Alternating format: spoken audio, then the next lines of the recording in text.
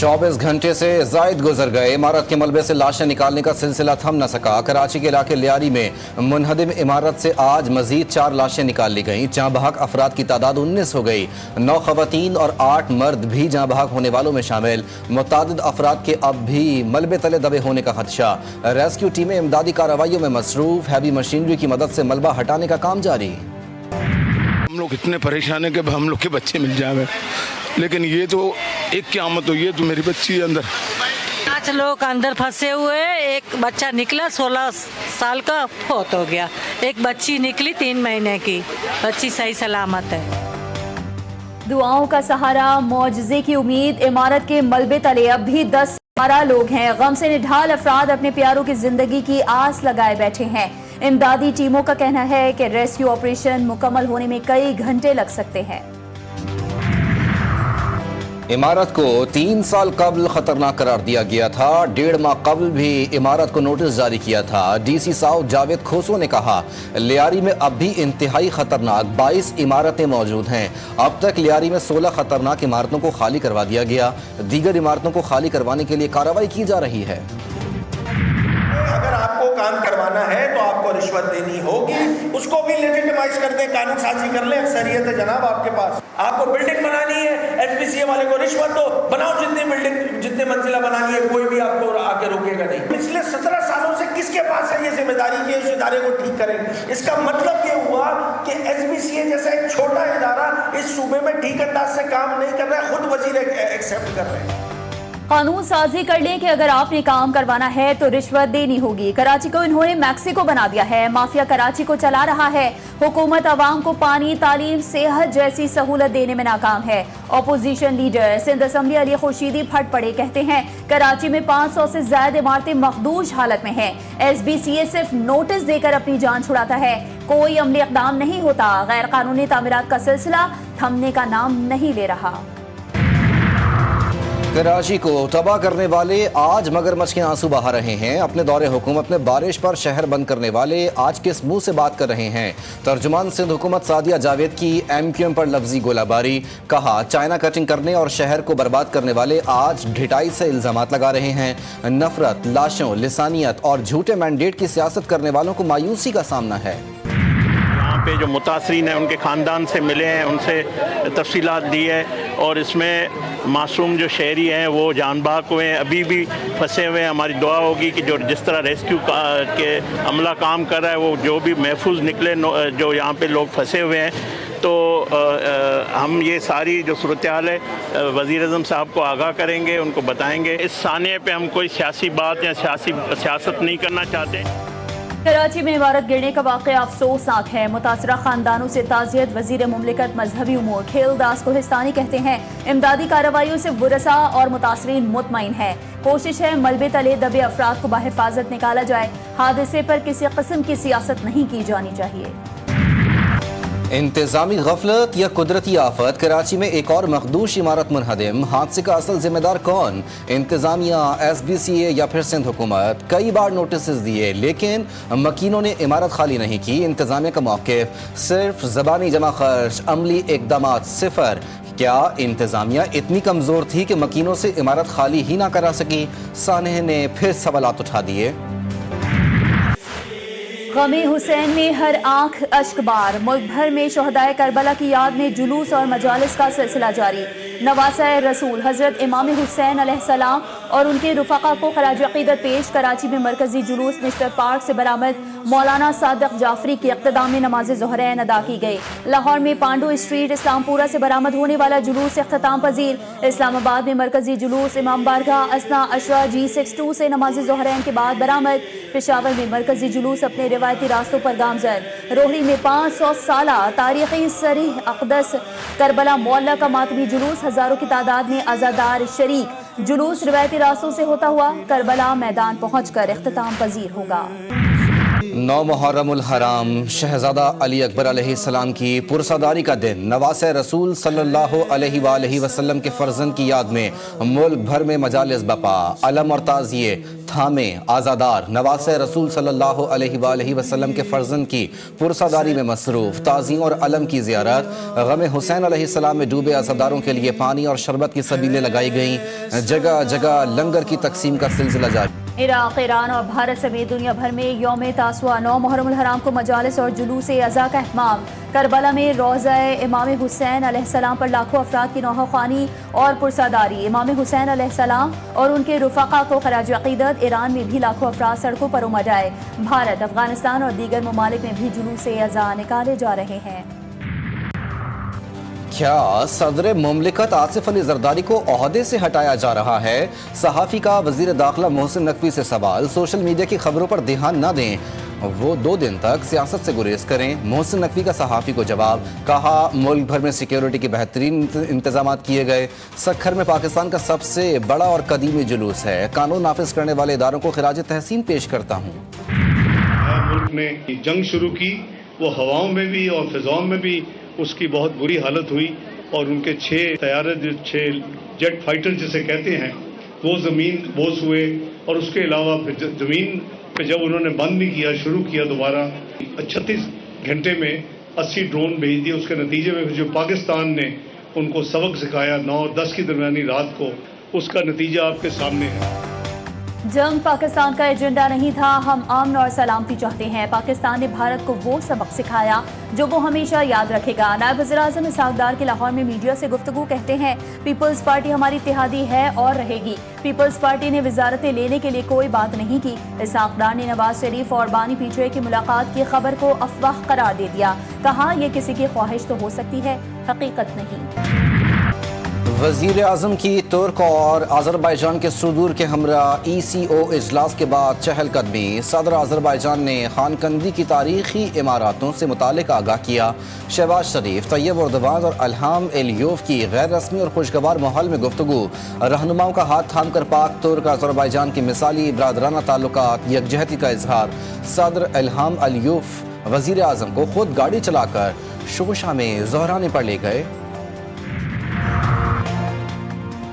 پاکستان اور امریکہ کے درمیان کامیاب تجارتی مذاکرات، دونوں ممالک نے مفاہمتی معاہدے پر دستخط کر دیے۔ پاکستانی مصنوعات پر 29% ٹیرف مستقل ختم کر دیا گیا۔ معاہدے سے برآمدات میں اضافہ اور معاشی تعلقات کو نئی بلندیوں پر لے جانے کی توقع۔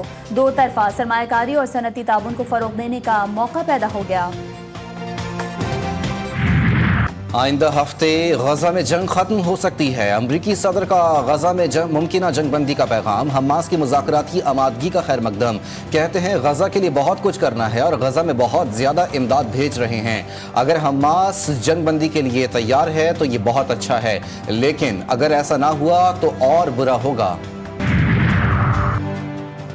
غزہ میں قیام امن کی جانب تاریخی پیش رفت، حماس کا امریکی ثالثی میں پیش کردہ جنگ بندی منصوبے پر مثبت اور تعمیری رد عمل درآمد کے طریقہ کار پر مذاکرات کے لیے آمادگی کا اعلان، فریقین کے درمیان جاری طویل کشیدگی کے خاتمے، انسانی بحران میں کمی اور مشرق وسطی میں پائیدار امن کے امکانات روشن ہونے لگے۔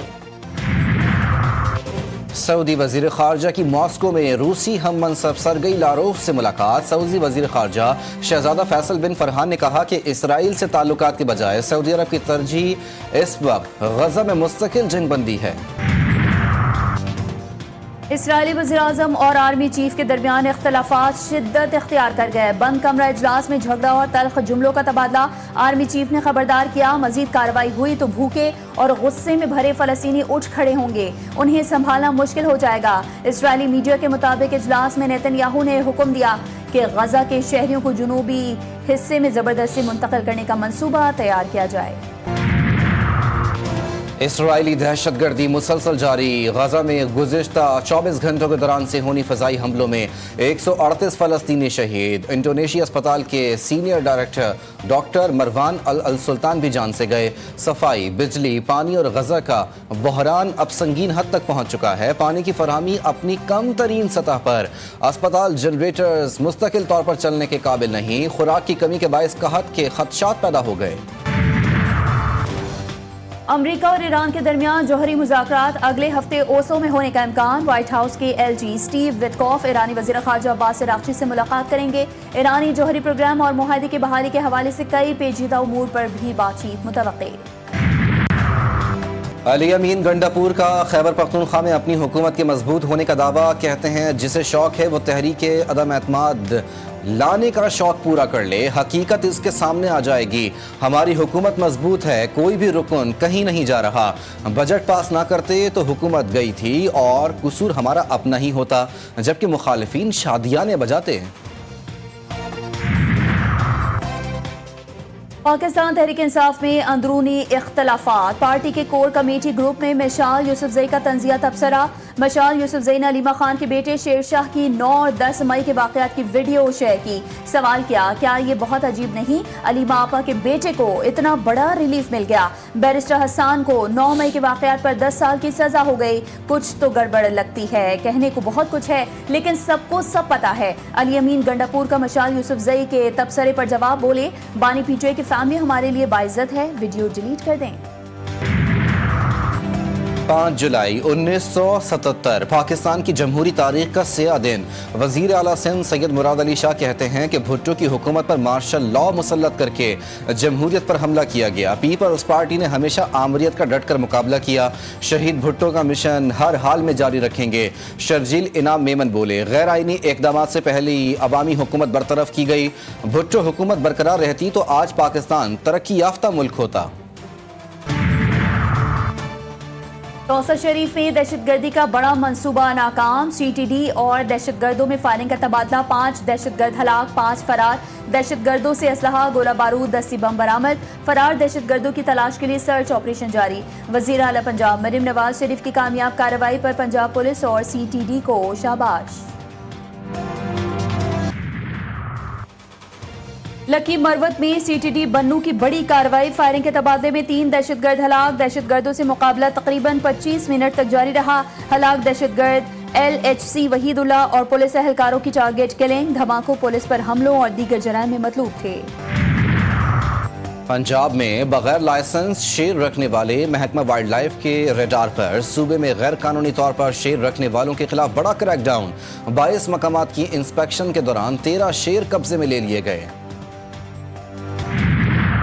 کارگل جنگ کے ہیرو کیپٹن شیر خان شہید کی عظیم قربانی کو سلام۔ کیپٹن کرنل شیر خان شہید نشان حیدر کا 26واں یوم شہادت۔ میجر جنرل انجم ریاض کی شہید کیپٹن کرنل شیر خان کے مزار پر حاضری، شہید کی قبر پر پھول رکھے، فاتحہ خوانی بھی کی۔ وزیر اعظم کا کیپٹن کرنل شیر خان شہید کے 26ویں یوم شہادت پر خراج عقیدت، کہتے ہیں کیپٹن کرنل شیر خان شہید نے کارگل کے محاذ پر بے مثال بہادری کا مظاہرہ کیا۔ فیلڈ مارشل سید عاصم منیر سمیت عسکری قیادت نے بھی کرنل شیر خان شہید نشان حیدر کو خراج عقیدت پیش کیا۔ آزاد کشمیر کے مختلف علاقوں میں بارش، مظفر آباد میں شاہراہ نیلم کے مقام پر لینڈ سلائیڈنگ، اسلام آباد اور راولپنڈی میں رات گئے موسلا دھار بارش۔ محکمہ موسمیات کے مطابق آج سے 10 جولائی تک پنجاب، خیبر پختونخوا، کشمیر، گلگت بلتستان میں موسلا دھار بارش کا امکان۔ پنجاب اور بلوچستان کے کچھ حصوں میں ندی نالوں میں سیلابی صورتحال پیدا ہو سکتی ہے۔ دریائے سندھ میں سیلابی صورتحال، باغ نیلاب کے قریب 4 افراد پھنس گئے، 3 گھنٹے کے ریسکیو آپریشن کے بعد بچا لیا گیا۔ کراچی میں آسمان پر بادلوں کے ڈیرے، سرمئی بادلوں نے شہر کو ڈھانپے رکھا۔ شہر کے بعض علاقوں میں ہلکی بارش اور بوندا باندی سے ماحول خوشگوار۔ محکمہ موسمیات کی وقفے سے برسات کی پیش گوئی۔ امریکی ریاست ٹیکساس میں طوفان کے باعث مختلف حادثات میں 13 افراد ہلاک۔ میڈیا رپورٹس کے مطابق ریاست میں تیز بارش کے باعث سیلاب کی صورتحال پیدا ہوئی۔ سیلابی ریلوں میں 20 بچوں سمیت کئی افراد لاپتہ۔ متاثرہ علاقوں سے شہریوں کے انخلاء کے لیے ریسکیو آپریشن جاری۔ ڈونلڈ ٹرمپ کا بگ بیوٹیفل بل قانون بن گیا۔ امریکی صدر نے ٹیکس اور اخراجات سے متعلق بل پر دستخط کر دیے۔ وائٹ ہاؤس میں منعقدہ تقریب کے دوران ڈونلڈ ٹرمپ نے بل پر دستخط کیے۔ میڈیا سے گفتگو میں امریکی صدر نے کہا کہ بگ بیوٹیفل بل امریکہ کا مستقبل بدل دے گا۔